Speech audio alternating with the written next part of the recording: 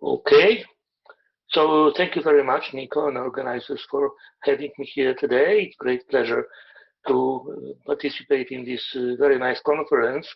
You have assembled a lot of participants, both seasoned researchers and also a lot of students, which I'm very happy to see here with us today. So my talk will be presented in a different framework than probably all of other talks which we hear here, because I'm going to show you the talk with a format which is called a Jupyter notebook. It's not a PowerPoint. So first of all, you will see my screen um, scrolling, and I'll not jump from one slide to another. So the environment here which I use is called Anaconda. So you will get the file I'm showing you in the package after the talk. To use this file, you have to download the Jupyter notebook format from Anaconda website here. So after you download, of course, you can click on this link and have it available, but before you have the file, just take a note that anaconda.com is a correct website to download the environment. And next, I'm showing you the email from Nico, who requested that talks should be starting from postgraduate level and then build up to the research level. And I took this advice seriously, so my talk will be very simple at the beginning. I would like to apologize to my seasoned colleagues who would probably not learn too much from the beginning of the talk, but I would like to really present something extremely simple, which would be understandable to beginners and students, and then the environment which I'm going to use will allow them to use the material here in the interactive way, because the advantage of this Jupyter environment is that the talk will be interactive. I will be able to do things on screen for you, change parameters of different approaches, and then see what happens when the code executes different parts of the presentation. The advantage of this framework is that it is integrated both with Python and with LaTeX. So I can very easily write the Python code, which is here in this cell, or LaTeX expressions online. I can change everything whenever I wish. So I will use this extensively, because when the code is here embedded, I can run different applications and show you what is going on. So let us try. As I said, this environment is new to me. I learned it quite recently. I know that some colleagues have already been using this environment quite extensively. I learned what I know from Dirk Fernstahl, but I'm really a beginner. I hope this environment will be useful for you to learn the subject of nuclear masses. So let us begin with fundamentals. What is experimental nuclear mass? You can measure it with different devices. You have heard a lot of talks up to now, and you'll hear more about how to measure nuclear mass. But the mass is simply a property of the nucleus, which illustrates what is the resistance of the system to inertia, or what is the weight of the system if you put it on the scale. So this is a nuclear mass, and the important for us is not the mass itself, but nuclear binding, which is shown here. So nuclear mass is equal to the sum of masses of neutrons, protons, and electrons. For atoms, one has to add electrons, and this is what is measured very often. And then to obtain the most interesting part of this nuclear mass, we have to subtract from the sum of masses constituents atomic binding of hollow electrons, and then what is left is a nuclear binding. In this talk, I will use a positive nuclear binding energy, which is subtracted from the mass of constituents to get the total mass. And as you well know, there is one of the biggest mysteries of the universe, that systems which bind together have smaller masses.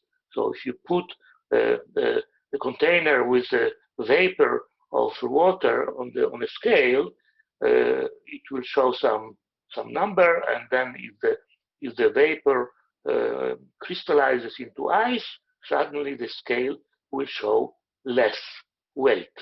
The system has lost mass because of the binding of internal constituents. This is happening in nuclei. For the vapor is a tiny, unmeasurable decrease, but for the nucleus, it's a substantial change. As you will see, it is about 0.8% of the mass which is lost due to binding compared to the masses of constituents. So we have different elements here in this equation: mass of the neutral atom, numbers of protons, numbers of particles, masses of constituents, protons, electrons, and neutrons. And then, as I said, the most interesting part of that would be nuclear binding. And this is the fundamental property which tells me that the mass will depend on the energy of the system. And then I will use the units of velocity of light equal 1, namely I will measure masses and energies with the same units, which are units of energy. Mega electron volts in our case are the typical units for the nuclear scale. So everything will happen on the Segre chart, which shows the distribution of nuclides in function of proton number and neutron number. Here you see an illustration of the Segre chart from a Nature paper which was discussing the results of some DFT calculations. So I will only show you this to refresh your memory of what is the Segre chart, which we'll be using later in a much less beautiful pictures. So experimental masses. As I said, the measurements can be performed, have been performed many times for different systems, and then you have a collection of results, which is called atomic mass evaluation. You go to the paper, you can download a table of masses in this form. For you, I have rewritten this table of mass in the Python readable format, because this table has different columns, and Python reads very easily the results, which are nicely organized in columns of numbers. So you have a consecutive number of the row, and then you have a mass number and neutron number and proton number. And here the values correspond to the binding energies, which I'm going to discuss. For instance, for helium, the helium nucleus is bound by about 28 MeV, and here in the table you have the entry which corresponds to the helium atom, and then you can transform this number to the experimental value which I'm having here. And having this table, which will be delivered in the package I'm going to put on for you after the talk, you use a little Python code to read this table into memory, and now I will have 2,453 numbers to analyze in my Jupyter notebook. So, for instance, I can plot results. Very simple set of plotting commands, and here what is plotted, what the binding energy of nuclei looks like in function of the mass number. It's a very dull, and on this scale you don't see any details, and it looks like the nuclear mass is a very simple property.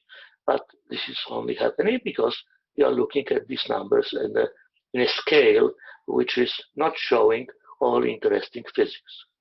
Before I go to looking into this interesting aspect of nuclear binding, let me tell you a few words from where the binding comes from.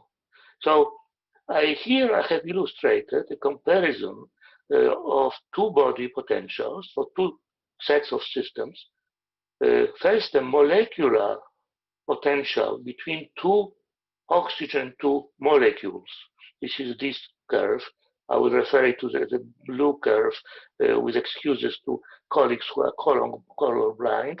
So this is the blue curve. This is a molecular interaction. And then you have a neutron-neutron interaction extracted from the famous AV18 potential adjusted to scattering data. So from where the potential between molecules come from?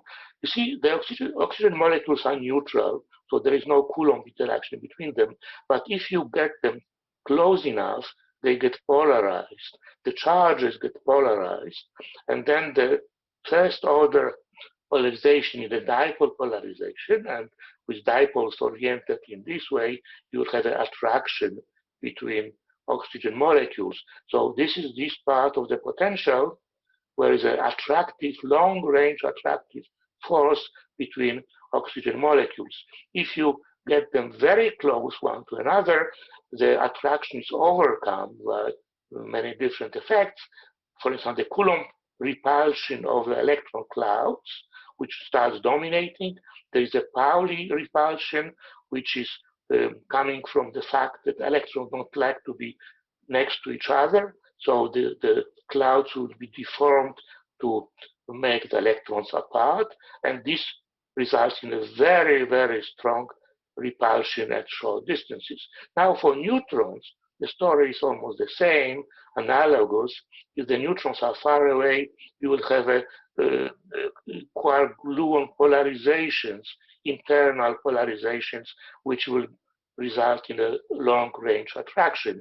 In the language of field theory, you interpret this as a meson exchange, but this is simply, you can think about it as a color charge polarization. And then again, if you bring neutrons together very close, then all the same effects result in the very strong repulsion. So altogether, the two-body interactions in these systems have a minimum at the point which is here for neutrons is about 0.9 Fermis. Even the scales of these systems are completely different. The physics is almost the same. So if you put many neutrons together, they will tend to sit at distances corresponding to the minimum. As we know, neutron systems do not bind, but you have to add a little bit of protons to have bound systems. This results in slightly deeper neutron-neutron potentials, and then the system become bound. But you can expect that the nuclei will have all characteristics of molecular systems, and we know that nuclei are analogous to drops of liquid. That's the main message from this analysis. We can interpret nuclear binding as a binding of a liquid of some constituents. So that's why the very simple and very well-known formula for nuclear binding is called the liquid drop mass formula, in which you express the nuclear binding as a very simple function with 5 adjustable parameters of fine terms, which have very obvious interpretation. You have a volume term, which is proportional to the mass itself. You have a surface term, which is proportional to the nuclear surface. So the 2/3 power of the mass is a characteristic scale. Then you have a Coulomb term, which is proportional to the charge squared divided by the scale corresponding to the radius. Radius changes as the 1/3 power of the mass for saturated drops. And then we have a typically nuclear terms symmetry energy, which is proportional to the square of deviation between numbers of neutrons and protons. And then there is a last small contribution, which is called the pairing energy, which is parameterized like that. It is something positive for even nuclei, 0 for odd nuclei, and negative for odd nuclei. So now all what we have to do is to adjust these 5 parameters, and you will have a model of nuclear binding based on the idea that nuclei are drops of nucleons. So here I will illustrate for you this kind of application of the liquid drop formula. First of all, the parameters. I have taken the parameters to begin with from the famous book of Ring and Shook. These are the numbers for these 5 parameters. And then Python can simply calculate for me this mass formula. The expression is coded here. And then I can compare experimental binding with a liquid drop formula. Again, here liquid drop is shown in blue. This is this blob of results. And experiment is shown in red. This is this blob of results. As you can see, these parameters are not fantastically good because there is a visible deviation between experiment and theory. But let us stick to this set of parameters and see what we can learn from that. First of all, we can see that there is almost a straight line in the function of mass. So let me show for you what would happen if I modify these parameters, simply leaving only a volume term and not 16, but 8. Okay, so let me see whether this will work. No, I have to do it from the, I'm sorry, that's very annoying. The most important part of the screen is hidden by this zoom element. So probably I have to stop share the screen. I'm sorry about that, and I have to go to another mode of viewing my screen, which is not full screen. I will have to access to the controls which I need. Sorry, I did not test it before. So let's do it again. All right. Okay. Now I have these important elements of my controls. I have to run all cells to obtain the result. Here it is. So here, now the blue curve is a liquid drop with only one term, volume term of 8 megaelectronvolts. And as you can see, this straight line describes the data almost perfectly well. So we really have to look at more detailed scale to see interesting physics. But before we do that, let me show you some other elements of the liquid drop description. First of all, I will keep the standard values of parameters for the volume, surface, and Coulomb, but I will leave the isospin and pairing terms out. And again, you see here that the liquid drop blob, this blue blob, describes the data quite well. There is a larger deviation, but already here we see that the isospin and pairing terms are very, very small compared to the volume, surface, and Coulomb. Let us remove the Coulomb term and see what happens. Okay, now it's very bad. The Coulomb term is very important. Without it, we obtain almost a straight line, which is very far away from experiment. The experiment bends down here. It's a famous bending down. Namely, the heavy nuclei are neutron rich, and they do not follow the n equals g line. All right. Now, if we do the last modification, which I want to show here, namely, I remove the surface term. Okay. Again, the surface term is very, very important. The nuclei are not blobs of infinite nuclear matter. That's the message I want to pass. I would like that you remember that the nuclei are objects which are finite systems, and the surface properties are essential. Without surface term, you cannot describe properly nuclear binding at all. All right, so let us go back to the full mass formula, and since we learned already that it is almost 8 MeV per particle, the nuclear binding, So we can now look not at the binding itself, but at the binding per nucleon. Okay, so again, I have here my little code which divides my data by numbers of nucleons, and here is a result. Now the scale is completely different. Instead of the scale going to 2000 MeV, I have a scale going up to 10 MeV, and then the agreement can be analyzed much better. Again, I see that these parameters are not perfect. But let me try to look at other properties like the symmetry energy.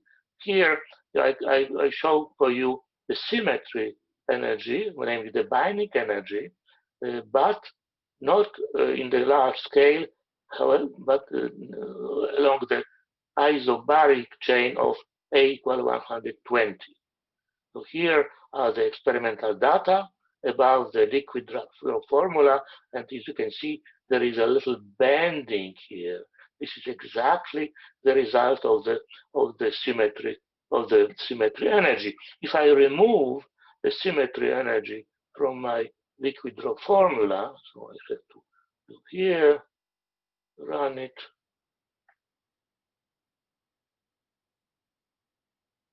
I have to run this cell. You see, then the liquid drop formula gives me almost a straight line.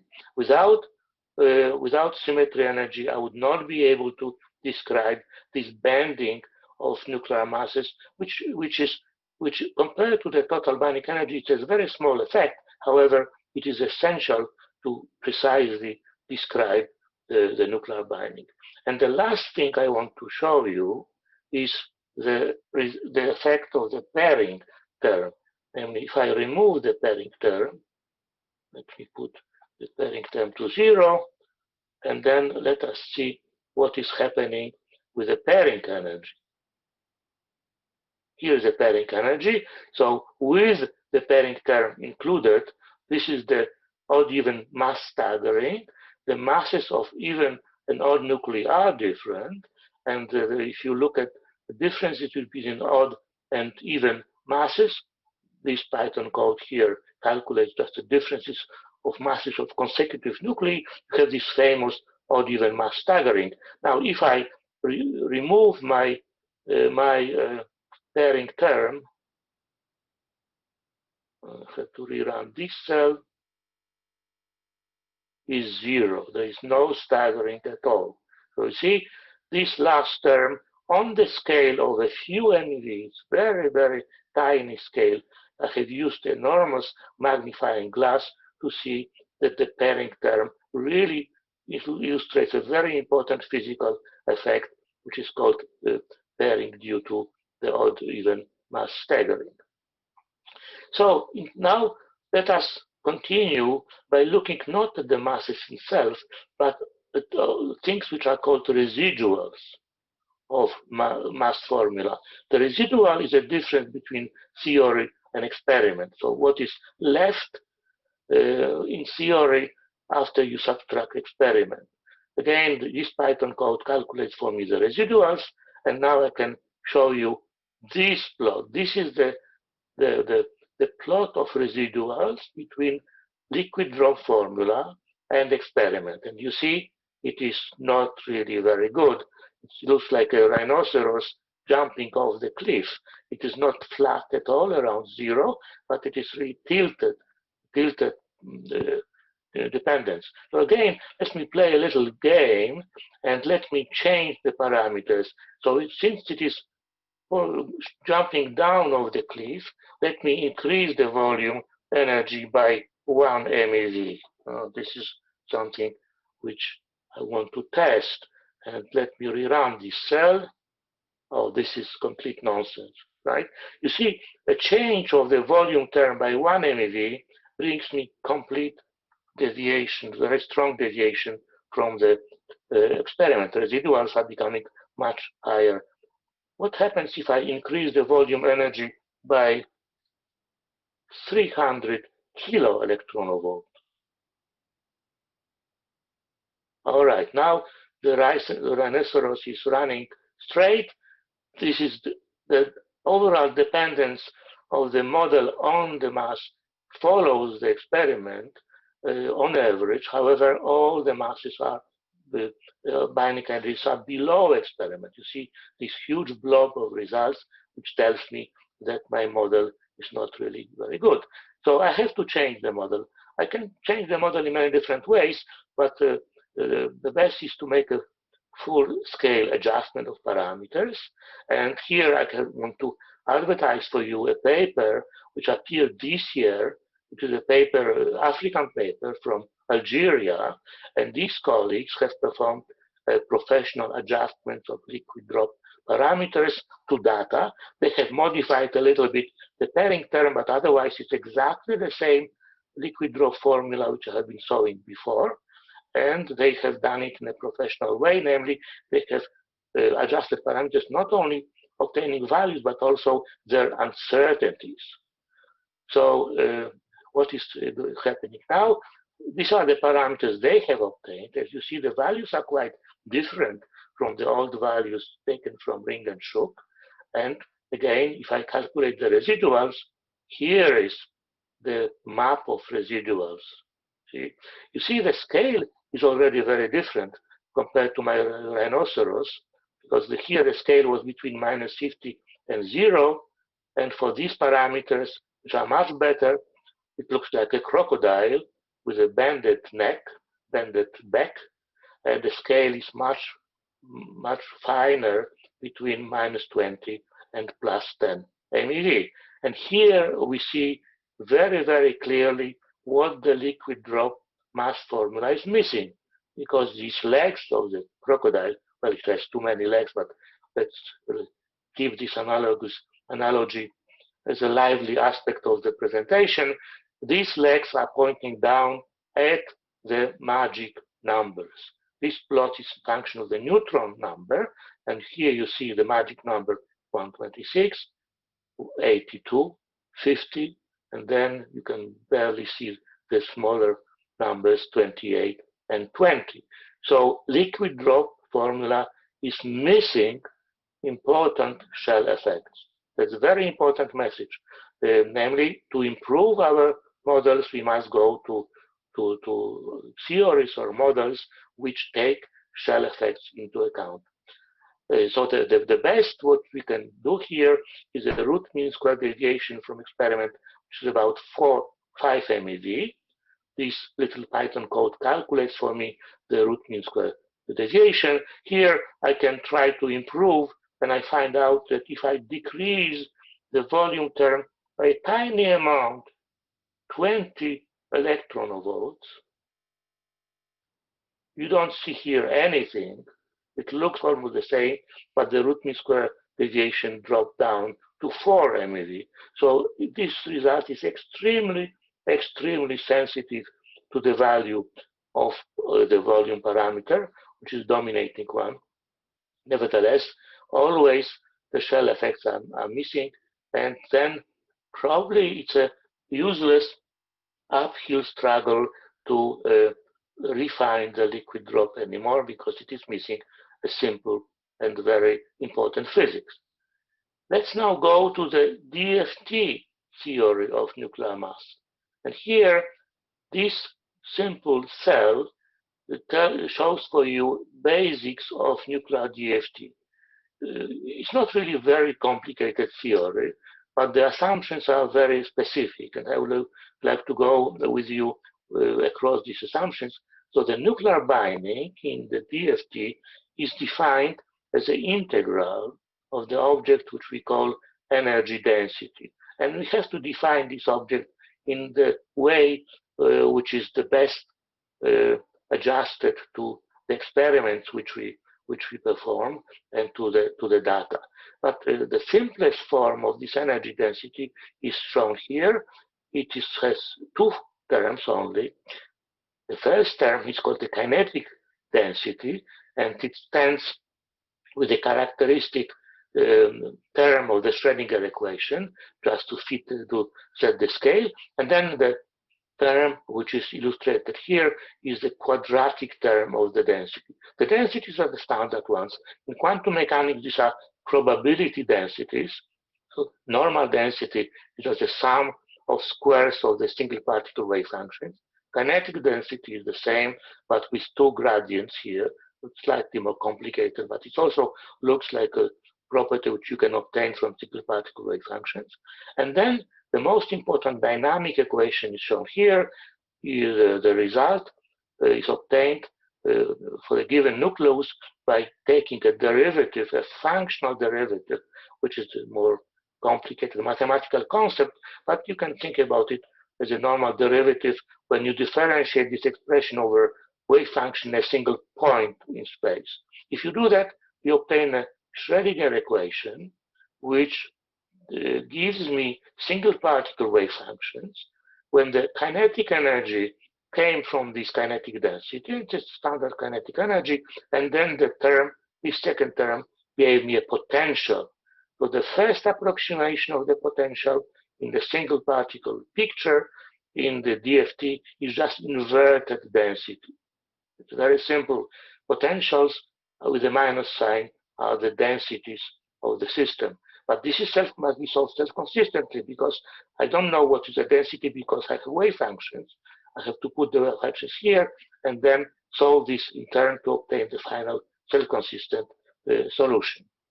So another very important message from this derivation is that DFT looks like a mean-field approximation. It smells like a mean-field approximation. It even seems to be a mean-field approximation, but DFT is not a mean-field approximation. I put this statement here in red. Probably I will not be able to explain details of this statement to you, but the DFT aims at describing exact functional and exact energy and exact density. It all depends what kind of functional I pick, and there is a very important theorem in the DFT that there exists a functional of the density which will give me the exact energy and the exact density. So here we are not doing a mean field approximation. A Hartree-Fock mean field approximation in nuclei is a very bad approximation. Here we are doing something which has completely different spirit. Also, the dynamical equations look exactly the same. All right, so now this is a very simple DFT. In reality, you have to complicate it. You have to add many more terms, but maybe not so many, maybe a dozen of terms to do the job. If you have several other terms and you adjust parameters, you obtain some things which are called Scherm density functionals. These are particular functionals which are belonging to a large family of functionals used in nuclear physics present. You have other families. You have families based on non-local densities, like for the Goni force. You have a family based on relativistic functionals. This is a whole very rich domain, which I will not be able to cover today. The only example I want to show you is this mass table based on the specific Scherm functional. Again, here's a publication. Here you can download these results from the site of collected mass tables, which is ready for this download. If you do that and then you use a small Python code to read in the mass table into your Python Jupyter system, then for these about 2,000 entries, I can plot my residuals. And here it is. Here is my crocodile, but he doesn't have a bended neck, and the legs have almost entirely disappeared. This is the same scale as before for the liquid drop model. So before, the scale was extending up to -20 MeV for the best parameterization of the liquid drop. Here the scale is already in the range of a few MeV. If I increase the scale to show you the details, again, I see remnants of the magic numbers, 126, and then 82, and then 50, but at a much, much finer scale of a few MeV. Here, in these mass models, the magic nuclei are overbound. They were underbound in the liquid drop model. Here, they're slightly overbound, and these mystery of overbinding is still an open question in nuclear physics. This is where we are now working to improve the description of shell effects in nuclear DFT. Okay, so to finish my talk, I will show you two very modern DFT approaches. These are not pure DFT approaches. They include corrections which take care of the shell effect in some specific way. One of them has been published 2 weeks ago. So here we are really with the frontier science. This group of colleagues has published another adjustment of Kern functionals with corrections taking care of the shell effect in a very specific way, which I'm not going to describe for you today, and they obtained a root mean square deviation for about over 2,000 experimental masses of 0.6 MeV, 661 kilo electronvolt. Much nicer agreement than here. All these deviations have disappeared. They did not publish the mass table yet. They promised to do that once the paper is accepted. So you will have an opportunity to download the data and look at the results for yourself. Another modern approach, which is based on the liquid drop formula, again with corrections. So it's a much more complicated liquid drop formula used, and the corrections are parameterized in terms of the thing which is called a Strutinsky shell correction, which just looks at the density of levels at the Fermi surface and derives a correction to mass based on this density of levels. Here is a publication of 2016 by this group of colleagues, and they have published the mass table. You can download it from the site where the published paper is located, and then with about 2,000 nuclei experimental masses measured, the result is also around 0.5 MeV, 559.5 kilo electronvolts exact. So to finish my talk, I would like you to keep a few take-home messages. First of all, the nucleon potential has a minimum around 0.9 Fermi, and that's why the nuclei behave like drops of constituents, and then it brings us to the main conclusion of the nuclear binding, that every nucleon brings about 8 mega-electronvolt of binding to the system. However, as I said before, and I want to repeat now, the nuclei are not blobs of infinite nuclear matter. There are very strong surface effects, and if you want to adjust the liquid drop mass formula to data, you don't obtain 8 MeV for the volume term, but almost twice that number, namely around 14 or 15 mega-electronvolts. Then the real description in terms of liquid drop contains 5 different terms. You have volume, surface, Coulomb, symmetry, and pairing term. If you do that, you obtain description which is exact up to 4 or 5 mega-electronvolts.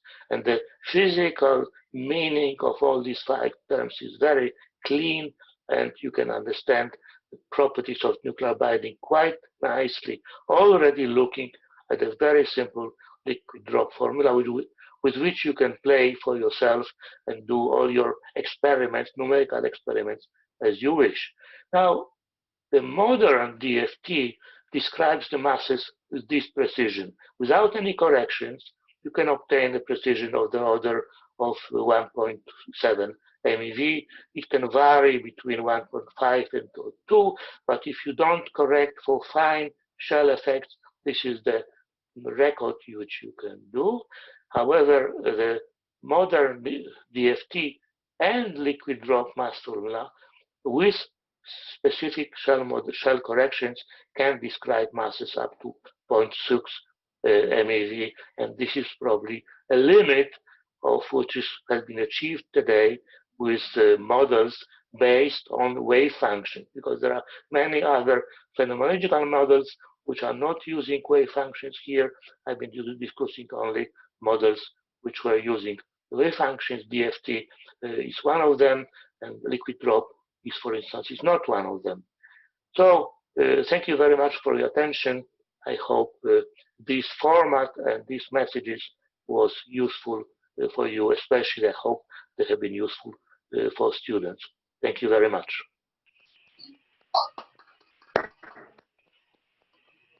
Thank you very much, Jacek, for this enlightening talk, and I'm pretty sure that this is going to be really useful for the students, but also for instructors in nuclear physics. So the floor is open for questions or comments. So you can raise your hands in Zoom. Especially for Thomas, students. yeah, especially for students. Don't be shy and ask questions to Jacek. I have a question, Thomas, if yes. I can. So, sure. Jacek, so I read this paper by Berman on the mass variation of the nuclear symmetry energy, and he said that the ratio of the nuclear surface symmetry energy to the surface energy in the Bethe-Weizsäcker formula was key to understand this the slope coming down, and how this closing of the neutron drip line happens. Can you please explain that? Or, you know, the ratio of the symmetry surface energy to the actual surface energy. Yes, thank you, Nico. So, as I have omitted many times from the more sophisticated liquid drop mass formula, for instance, as Nico says, there could be a surface term which depends on the difference of numbers of neutrons and protons. So, you see, I would say that if you are using a formula like that, it is quite uncertain how different terms will adjust to experimental data, because the data show much more physics, and the deviations which you are trying to adjust by your formula probably are not very informative, because you are trying to fit a smooth curve through experimental results which are not smooth at all. And then everything depends on how you choose your data set, what is your strategy for adjustment. Namely, for instance, you could weight masses of different nuclei by different weights. You could weight heavier nuclei higher or less high, and all these details of the adjustment procedure will impact your results. So I would say I would never argue which term coming from this adjustment is have this value or another value. Of course, you can do the other way. You can make experimental comparison with experimental model to a microscopic theory, and then extract these parameters from the microscopic theory. This is completely different ball game. Then you are speaking about different physics extracted from the results. Mm-hmm. Thank you. Just for the students to understand that what your point is, you know, we have a binding energy per nucleon as a function of mass number, and everything, all the time that you show this, most of the time you show this smooth curve, just one curve, but obviously is the average among each mass number, which gives you this smooth curve. You know, you change A, you have a much broader set of values, right? Yes, absolutely. So it all depends on the scale with which you look. If you look at the total mass scale, it looks like a smooth curve.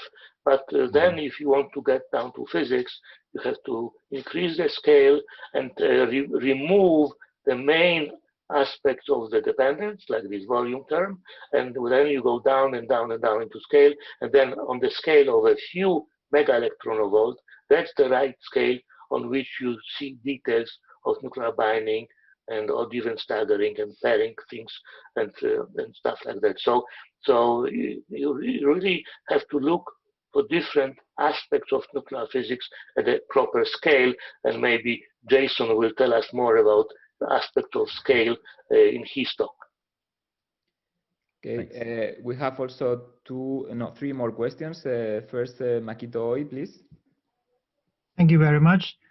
It was very nice to see the demonstration of the calculation by switching off the surface term.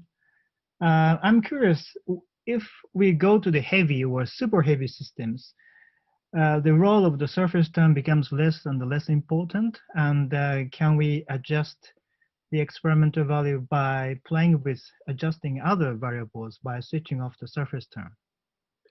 Well, that's a very important question about super heavy nuclei. Of course not. I would say that super heavy nuclei are very particular because of surface term, as you said, becomes less important. However, the Coulomb becomes essential because the Coulomb is the reason why the super heavy nuclei with added neutrons and protons cease to be bound, and there is no measured nucleus beyond Z118 because then the binding becomes negative and the nucleons do not stick together. This is a result of Coulomb, and this simple Coulomb liquid drop mass term is absolutely inadequate to describe the Coulomb effects in such a dramatically Coulomb dictated system. So here I would rather go to theories which really treat Coulomb exactly, both direct and exchange term, and try to describe binding of super heavy nuclei in much more sophisticated way than just volume and surface and Coulomb term of the liquid drop formula. Thank you very much. Okay, we have 3 more questions in the chat. The first one is from Cantin Montimele. So the question is, how good does DFT predict binding energies of unstable nuclei, and how well does DFT models compare to relativistic mean field models? Yes, thank you. Excellent question again.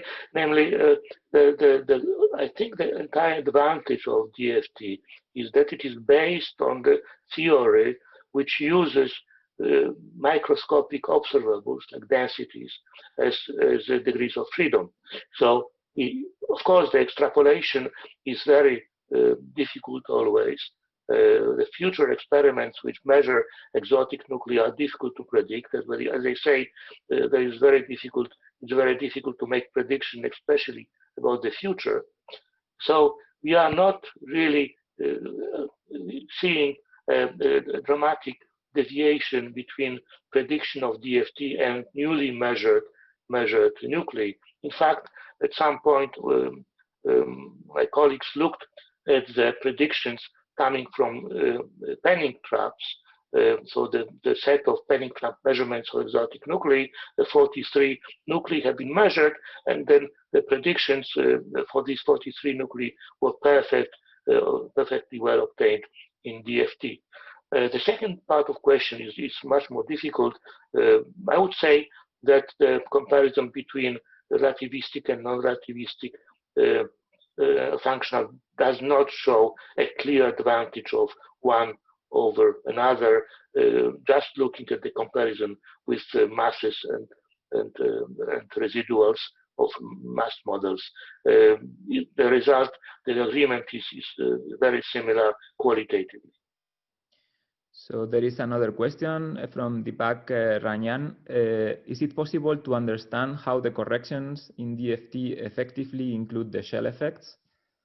Yes, so that's what has been done already many times by the Brussels group.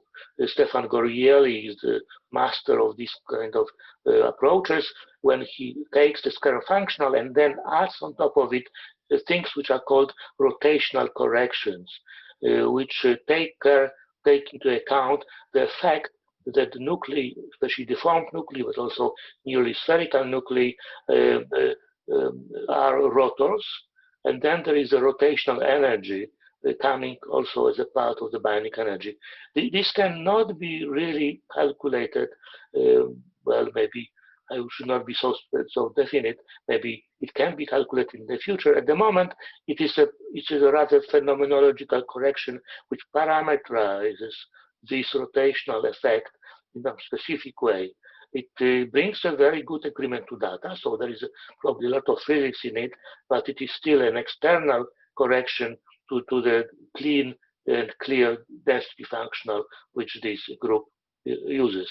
But to explain in detail how this is done, probably I would have needed another lecture. Okay. And the last question is related to the previous one. And is it possible to include effects of clustering with these codes? Well, probably not. These codes are based on the nucleons and nucleon densities, basic degrees of freedom, and to connect it to the cluster physics probably cannot be done immediately. They can be formulated a DFT based on the alpha particles as basic degrees of freedom. There were such attempts in the past, but I don't think that these two can be easily connected because it's a problem of different degrees of freedom, and the interplay between collective cluster and particle degrees of freedom in nuclei, I think it's another of the very important open problems in nuclear theory.